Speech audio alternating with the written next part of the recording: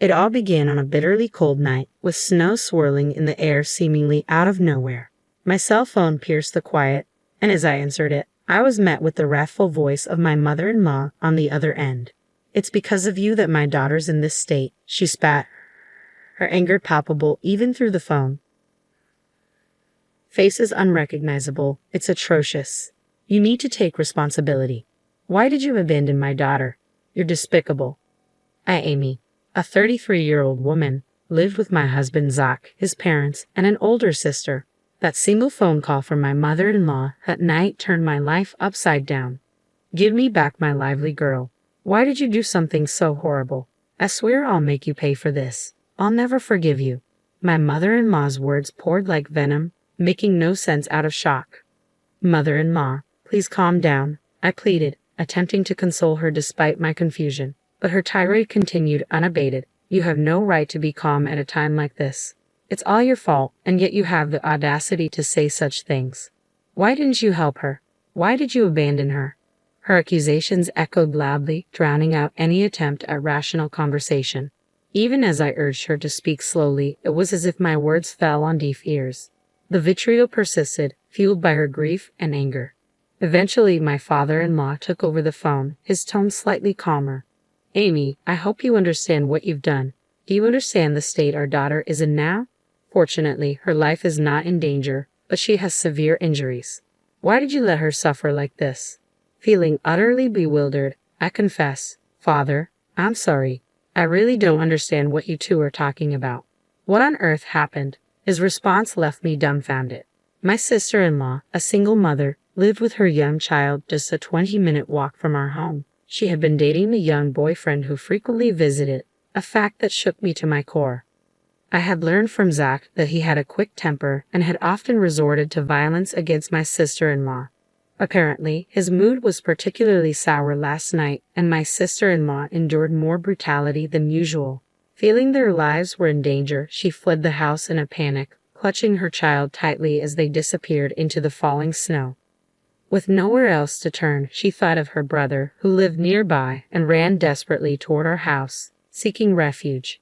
She rang the doorbell, and I, being home at the time, answered. She stood there, her face bruised, gasping for breath, holding her child, the only clothing she had.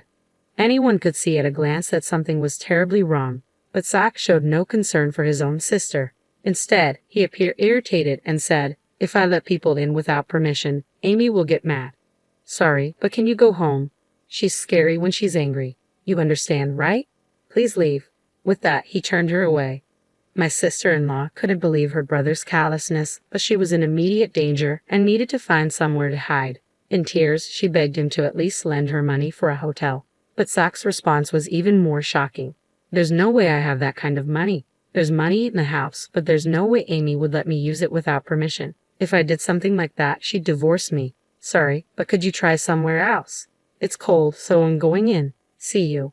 And with that, he closed the door, leaving my sister-in-law and her child in utter despair. They trudged back through the snow, fearing they would freeze to death, and reluctantly returned home, only to face even worse violence from her enraged boyfriend. She was beaten until her face was unrecognizable, and her child was kicked until losing consciousness. She tried to stop him by clinging to her boyfriend, but the violence only escalated, and her screams echoed through the neighborhood along with the sound of breaking dishes and destruction. A passerby, alarmed by the commotion, reported it to the police.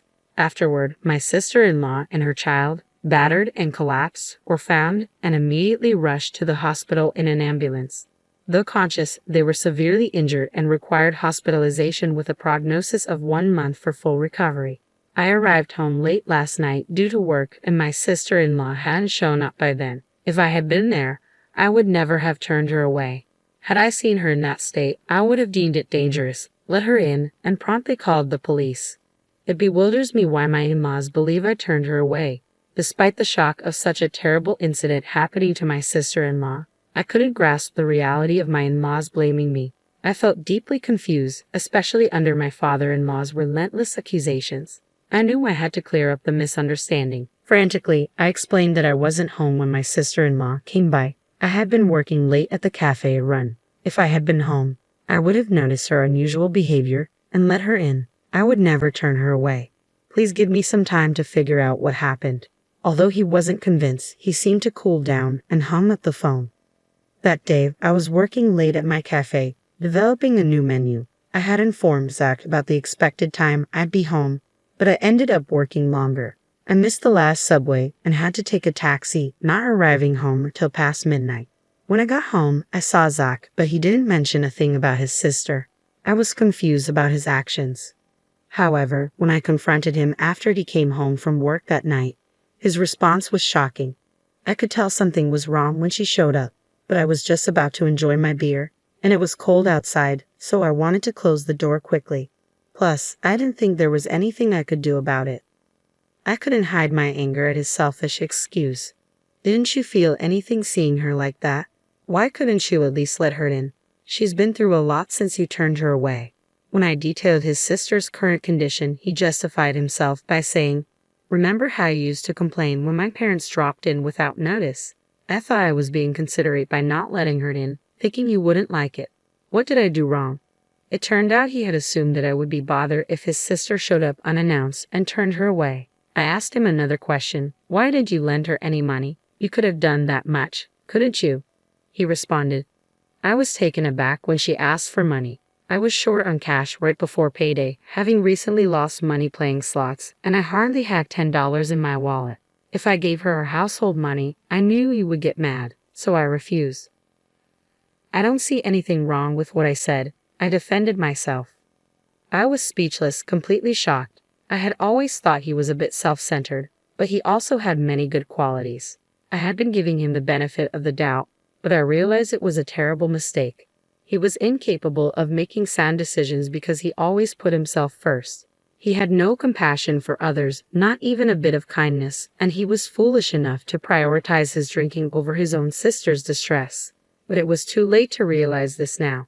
He didn't seem to feel guilty or responsible at all about his sister being rushed to the hospital. From my perspective, she would have ended up like this anyway, no matter where she ran off to. On the bright side, she's safe in the hospital now. We're both safe, all thanks to me, right? He was talking about it as if it was someone else's business. His heartless remarks were making me feel like I was losing my sanity, so I decided not to talk to him any longer, holding back my anger. I reported to my father-in-law about Zach's irresponsible behavior towards his sister the previous night. Upon hearing my words, Zach's father lost his composure in a fit of rage. He exclaimed, "There's no way my Zach would do such a thing to his own sister. You're lying. Stop making up stories, Amy. Are you trying to make Zach the worst just to escape your own guilt? If you're going to spew such nonsense, then show me some proof." He refused to listen to me at all and again blamed me for everything. I endured his accusations while desperately trying to figure out how to prove my innocence. If things remained this way, I would be branded a monster, while Zach, the real culprit who drove his sister away, would live on without any sense of guilt or retribution. This was a situation I could not tolerate. After much thought, I remembered that my sister-in-law had arrived at our home around 9 p.m. that night. I found something that could prove my innocence. My shop was equipped with a security camera. The footage clearly showed me working alone until around 11 p.m. that night. Armed with this footage and another piece of evidence, a taxi receipt that showed the time I got home, I went to my in-laws and proved that I wasn't at home when your daughter came home. Do you believe me now? It was probably something they didn't want to believe, but faced with clear evidence, they had no choice but to accept it. Zach's father, his hand trembling, muttered, though Amy wasn't home then. Despite their shock, Zach's parents hardly called him in to uncover the truth about that night. The moment he arrived, they fiercely demanded, "Why did you drive your sister away, just as you had done with me?" Zach tried to deflect all blame onto me, claiming that he thought I would dislike having his sister in our home. Hearing this, his father said, "We already know that Amy wasn't home after that time, but your sister says she saw a woman in the house. How do you explain that?" Zach, I was speechless. If there was another woman in our home at 9 p.m., there was only one possible explanation. "Wait, Zach, what is going on? Who is this woman?" I asked him, my voice shaking. Zach's face turned pale as he squirmed under the questioning from both his parents and me until he finally confessed everything. When I told him I would be late because I was working on a new menu, he saw it as an opportunity to bring his mistress home. He knew I often came home after midnight when I was immersed in my work, so he felt safe in inviting her over. When his sister suddenly showed up asking to be let in, he panicked and drove her away for fear of his affair being discovered. You fool. Not only did you betray Amy, but you also left your only sister out in the snow. What were you thinking? Why didn't you lend her any money? Explain yourself. His father's anger was overwhelming, and Zach confessed the real reason he hadn't given her any money. He actually had plenty of spending money left, but he didn't want to lend it because then he wouldn't be able to buy the bag and shoes he wanted to give his mistress. He didn't want to upset his mistress for the sake of his sister, so he wanted to get rid of her quickly, which led to shutting the door on her. Zach admitted. I was furious, but Zach's parents were even more so. Before being a brother or a husband, you lack basic human decency. It's our responsibility as parents that you grew up to be this kind of person, but we cannot tolerate this and maintain our relationship. From today, we are cutting ties with you. Don't ever show your face to us again. Zach's father disowned him. In a similar vein, I added, I'm divorcing you. You cheated on me and put your sister's life at risk by leaving her out in the snow. I can't live with someone like you anymore. Zach was shocked at being disowned and confronted with a divorce all at once. He started begging for forgiveness, crying, I'm sorry. I won't do it again. Please forgive me. He clung to his father's leg, but his father simply shook him off. What you did is the absolute worst thing in our eyes. His parents and I never forgave Zach. Apparently, he had been having an affair with the other woman for a year now. The mistress was a co-worker at his company whom he'd been secretly bringing to our house when I wasn't around. It was infuriating to learn I've been betrayed behind my back for so long. Zach even tried to blame his treatment of my sister-in-law on me, which only added to my anger. So I had no second thought about divorcing him. I made Zach sign the divorce papers and immediately submitted them. Right after, I headed to a law firm, hired a lawyer, and filed for substantial damages from both Zach and his mistress. I also called Zach's boss, who had been our matchmaker at our wedding, and reported through my tears that we were getting a divorce. I told him everything about Zach's affair and his mistress. Zach's boss, a man who despised anything against human decency, had repeatedly told Zach at our wedding to never betray his wife. As expected, he was furious when he learned about the infidelity. Word reached upper management, and on his boss's advice, Zach was transferred to a branch office in the countryside. His mistress was moved to a different department where she was made to sort documents all day. However, my sister-in-law's revenge against the two was even more ruthless. Still suffering from the after effects of her injuries, she deeply resented Zach's actions that day. To vent her hatred, she did something even more extreme than what I did. By coincidence, she was working at one of Zach's company's clients and knew some of Zach's colleagues. Using her connections, she revealed and spread within the company the cruelty she and her child had suffered that day.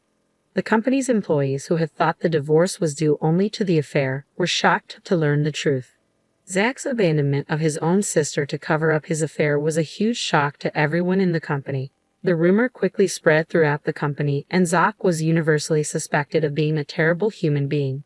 Once he was ostracized by everyone, his work was impacted, and after a while, he was demoted. He couldn't stand being avoided by everyone and found it hard to continue working at his new posts, so he ended up quitting. To pay me the high alimony, he drained his savings and is still paying me by working live-in part-time jobs. Almost all his salary goes towards the payment, and I've heard he can't even afford a coat for winter and shivers in thin t-shirts. As for the mistress, she stubbornly clung to her job amidst the judgmental glances of her co-workers, despite my demand for damages after consulting my lawyer. I decided to ask her parents for the payment. When her parents learned about it, they were shocked and immediately made their daughter pay the full amount. After confirming the facts, I kept receiving calls from her, which I never answered, but she left numerous abusive messages in my voicemail, saying, "Why did you tell my parents? I had to go into debt to make the payment. My life is ruined because of you." As I found it unbearable, I sent these messages to her parents. I received an apology letter later promising they would never let their daughter trouble me again, and the harassing phone calls stopped. As for my sister-in-law, her abusive boyfriend's actions became a police matter, and she was able to file for damages for her injuries. It had been tough, but she finally managed to break up with him. My in-laws and sister-in-law apologized to me for initially suspecting me and for Zach's infidelity. Of course, both were painful experiences for me, but I could understand their outrage and loss of composure when they saw their daughter taken away in an ambulance after such severe abuse. After all, Zach's affair wasn't their fault. I didn't hold a grudge against them. On the contrary, I wanted them to properly heal the emotional wounds of my sister-in-law and her child who had such a terrible experience. If I were in their shoes, I'm sure my parents would have reacted the same way. Furthermore, my in-laws and sister-in-law are fundamentally decent people. Now that I've divorced Zach, I'll probably never see them again as they are now strangers to me. But I sincerely wish them well and hope they take care of themselves. I moved closer to the cafe run since it's within walking distance. I no longer have to worry about the last train, and I can devote my time to coming up with new menu ideas. Though I was thrown around by unexpected events, I probably wouldn't have been happy if I continued to be married. There are things one must never do as a human being. I firmly intend to always keep that in mind and live a life I can be proud of. That's what I strongly believe.